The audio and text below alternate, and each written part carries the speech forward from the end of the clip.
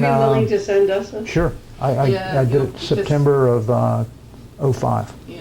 Our well-organized brother couldn't find it. Couldn't He told find us it. about it. Yeah, but it's I worry about that kind of stuff. So I mean, we're being constantly pressed. In fact, that's why I was just over in London to make sure that the British are giving us everything that we need, and we're doing the same to them. So when we've got every available line in the water, that if we do get hit, we'd hopefully have some awareness of when or where or how.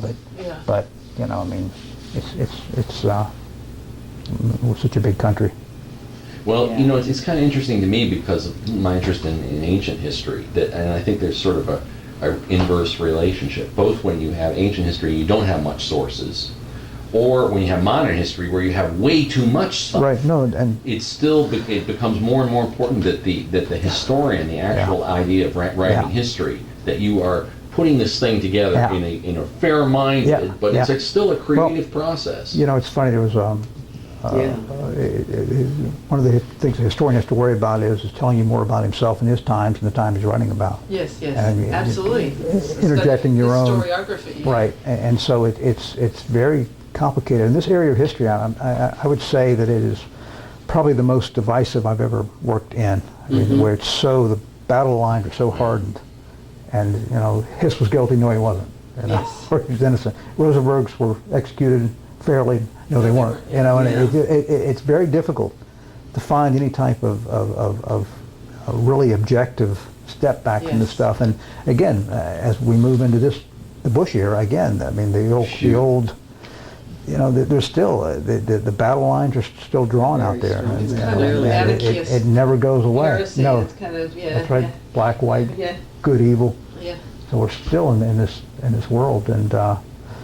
But you know, when you read like the first historian that I ever had to study, I'm probably the first real modern historian, Thucydides. You know, he gives you this context, and you can feel from his writings, he was obviously a player, and he's obviously got his prejudice, but he's trying to be objective about it. You feel he's not grinding an axe; he's trying to show both sides and what went wrong, and what, you know, and that's what's so it's sort of inspiring about something like that, is to somebody, well, we're going to give this side its due, and we're, you know, instead of when you hear something that's obviously a polemic. Right. And I just felt that maybe not immediately with the stuff that's been written so forth, but cumulatively, there's this polemic aspect of it. It's decided. Sure. That's a home address, by the way. Great. Hold on. And that phone number is my business phone. Okay. It's right there at home, so you can reach me Wing you there. up. All right, I'll do that. And even that business email address, they might, Right. people tending the server in Houston might find the subject matter a little odd, but it'll hit me. I think they'll be impressed. No. Well, if DOJ.gov can handle the subject matter. Yeah, I was going to say, that's okay, you're doing. Yeah, that's right. We'll see what the historian doing your biography is going to say. And again, what did he know and when did he know it? Remember, it's not only Duncan's time with Bentley; it's the post-Bentley stuff too. Yeah, It's no, that is a fascinating. I new mean, yeah. slant that I haven't And, ever really thought about in this story. And Whiting Willauer was our ambassador in 1954 when we tried to overthrow Arbenz in Guatemala. So you know, really? So Duncan's contacts are you know, I mean, was he a man for all seasons?